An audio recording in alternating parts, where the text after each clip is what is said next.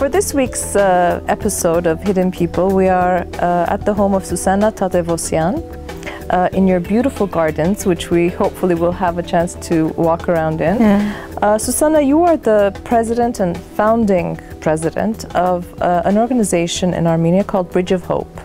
It's a non-governmental organization that you founded and you have been running all these years. And it's to help and assist disabled children and their families. I'd like to know, I mean, in 1996, I mean, Armenia was still struggling. You know, we were just coming out of the Karabakh war. The country's facing many, many challenges. And amidst all of that uncertainty, you created an organization to assist disabled disabled children in our family. How did that come about? Yeah, thank you. It was, the idea came to create Bridge of Hope still after the earthquake. And it happened that American organization Project Hope started a big rehabilitation program in Armenia, and I was working in that program, and one of my responsibilities was my direct contact with parents of children with disabilities.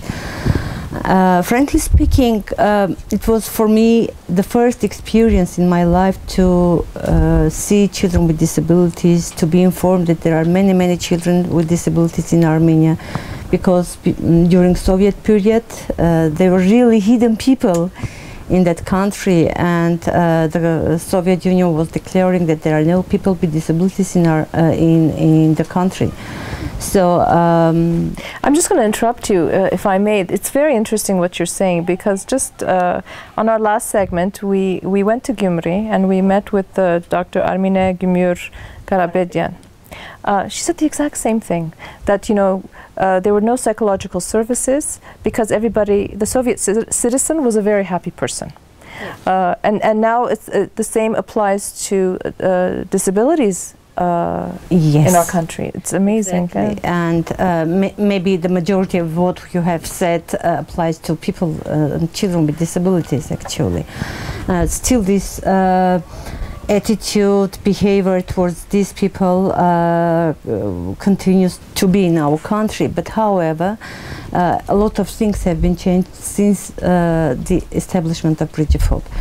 So what I wanted to say that after the earthquake in 1988, many people unfortunately faced the problems of disability in our country, and that's why the issues of disability became like actual that time. And after the Project Hope program in Armenia that established rehabilitation services, many children started to get proper rehabilitation, to be able to walk or to move around. Do we have numbers? Do you know how many children, as a result of the earthquake, never mind those with existing disabilities, but after the earthquake, do we have a number of how many people had to live the rest of their lives with prosthetics or with other disabilities? Yeah, there are more than 500,000 of children after the earthquake became with disabilities, obtained disability and got this support, rehabilitation support, like you mentioned, prosthesis, orthesis, and physical therapy, these kind of things. So, and as I told you, my direct responsibility in this program was my contact and work with parents of children with disabilities. And they were really happy with that rehabilitation program, that lastly the government paid attention to the needs of their children as well. But on the other hand, they were really sorry that there was no opportunities for their children to get proper education. Because again, during the Soviet time, these children were hidden in special institutions and got their education in boarding special schools. And that's why no one of us, non-disabled population, knew that there are people with disabilities living among them, really, but they didn't know that.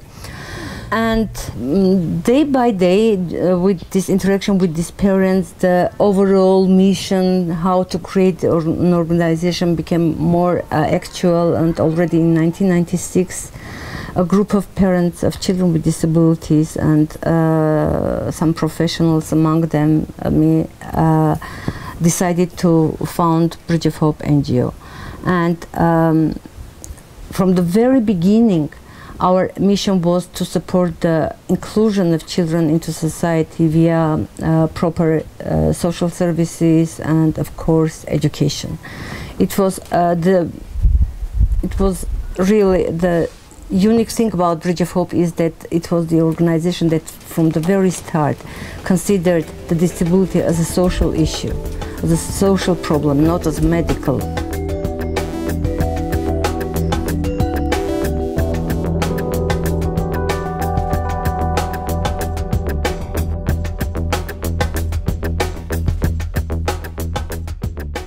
Susanna, I just want to ask you, I'm trying to think of the psychological and social difficulties that those parents had to face, first of all, having to deal with a child that had special needs.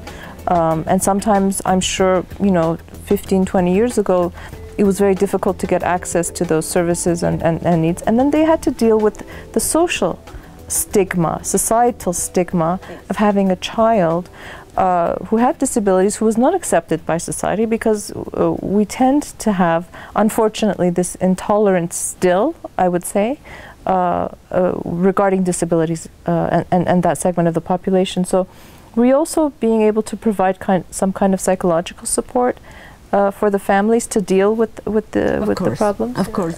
After the family faces the problem of disability after the born of the child, so the family has to get this support because they believe that when a child has got a disability, it means that children are not equal, the same like other children, and that is really a tragedy for the family and the overall burden. In Armenian families especially, this burden is put on the shoulders of mothers. Very often, even within the families, mothers are blamed, giving birth to a child with disability. And this psychological support and social support, which we call early intervention, is very important to support the families. And Bridge of Hope also works with these families using the resource of other parents. It is like peer-to-peer support when other parents really meet the parent who just so you've created a network, a support system for them. We really rely on the resource of parents because, yes, non-disabled people, professionals will, of course, try to support the family, psychologically support the family. However, deep in their heart, they don't believe in it. But when they see other cases of other families, other parents, how they can overcome these barriers and overcome the psychological and social barriers and support their kids, and how happy now they are, and their kids have achieved a lot of successes in education, in social life, so they become really, really encouraged. I would like to ask you about mainstreaming or integrating children into the formal education system in Armenia, and what have been the steps leading up to that process? Have the projects where disabled children have been placed in formal public schools, how successful has it been? Okay. As I told, that Bridge of Hope prioritized education of children, because without education, no socialization and improvement in the quality of life of a person could be. And after the establishment of the organization, we supported 5 children with disabilities, with different types of disabilities, to attend regular schools. By saying supported, we just negotiated with the schools, with the decision makers, because at that time the law actually somehow prohibited these children to attend regular schools. And after several years, 2-3 years, we as an organization, as leaders of organizations, as citizens, were really, really encouraged by the success that children demonstrated at schools. And it already in 1998, we started to negotiate and cooperate with the Ministry of Education, talking about inclusive education. And in 2001, we, together with Ministry of Education and School Number 27, we tried to pilot the first model school of inclusive school in Armenia. It was in Yerevan? It was in Yerevan, and it was due to also devotion to this kind of ideas of the principal of the school, Anahid Bakhshan. After piloting inclusive education in one school, we did a lot of mistakes, but also we learned from this experience, and we had already believed that it might happen in Armenia. Inclusive education is not just that children is in the classroom. Sure. In the classroom. It means a lot of adaptations in teaching and learning strategies, methods, so curricula, this kind of things. Of course, up to date. We are still working on that direction. Sure, because you have to deal with the teachers, you have to deal with the students, you have to deal with the parents of the students who don't have disabilities and how they react to the children. And also we have to deal with professional identity of teachers, because for many years they have taught and they have strong belief that education is something academic, that children with learning disabilities cannot get and they could probably even hinder the progress and advancement of the other students as well. So you're having to deal with so many obstacles and barriers to achieve that. Yes, but the most important is to change really the attitude. Absolutely. When you have success in attitude change, then every teacher can teach every child, actually, because there are a lot of methods that teacher can use and every child can learn, because you cannot find two children who are exactly the same. Absolutely, yeah. So all children are different. It means that teaching methods should be different, should be very individual. And we're not very good at being flexible, I think, especially within the education system. Okay, I understand, you know, you're working for the organization, but it requires a level of passion and commitment to work in a field that is so difficult, it's so challenging.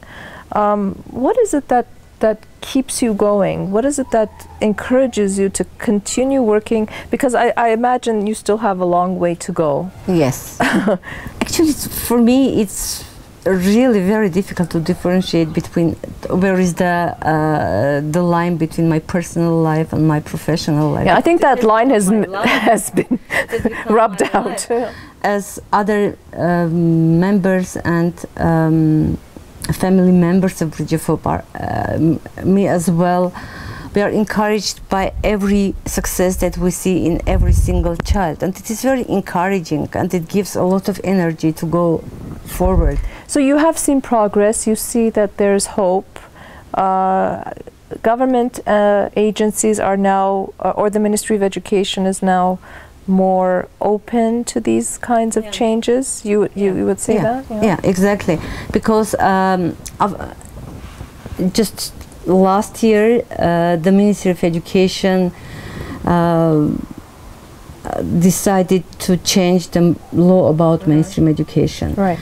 And now the first draft of the law is in the National Assembly that says that expresses the will of Armenian government to change the whole system of mainstream education into inclusive one. It is really a political will of the ministry. Absolutely. Why they obtained this will, or they were really sure that this is the right way? This belief was based on the past experience, 10 years experience of inclusive education in the country, and the last one in Davos. This project was supported by Norwegian government, and this pilot really made a revolution in the system of mainstream education, because it showed that really it is possible to make all the schools in the country mainstream and include every child in the system of mainstream education, and that the state budget, what is very important. Of course, you need the financing to ensure. Yes, with new revision of school financing, it might be possible.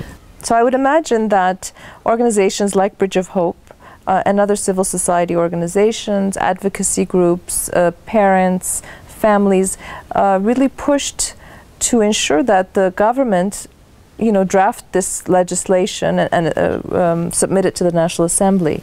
Yes, of course. It is very, very important to empower these people with disabilities, their families, to take leadership role in promotion of the rights of their kids, their own rights. And when these advocacy groups, families, disability families, they claim for their rights, then the government really considers this quite seriously. I think that's the message, isn't it? That we have to learn how to fight for our rights. Yes. Whether those are economic or social rights, or whether they're the rights of the disabled. And we often forget that we have to fight for everything that we deserve oftentimes, that that the Constitution of this country guarantees for all of us. So I think that's a very important message.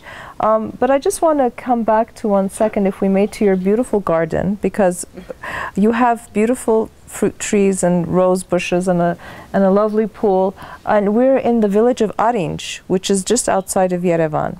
So were you born and raised in Yerevan and moved here, or why is it that you live outside of Yerevan, where all your work is in Yerevan? I was born in Yerevan, my husband was born in Yerevan, my son was born in Yerevan. It was just several years ago, 3 years ago, that I have decided to move. Not to the village exactly, but yes, you can't consider it village. I mean, it's stuck to Yerevan, really. To live in a private house that has got a garden, because I really love garden, and when I come back very tired from my work, the only way to get rest is to take care of my trees, my flowers. And to take care of Susanna. And to take care of yourself. So I hope that your garden and your home and your village life gives you that tranquility and restfulness that you need after doing all the kinds of very important and challenging work that you're doing for the disabled. So I want to thank you for taking the time to meet with us. And now I would really love to go and but look at your tomato plants, because you have a lot of great tomato plants. Okay, and thank you very much as well to think about Bridge of Hope, try to also demonstrate the work that has been led by the person whose name is Susanna Tadevosyan. Thank you very much, and it's my pleasure to guide you in my garden, to show you my flowers. Thank you. So let's go.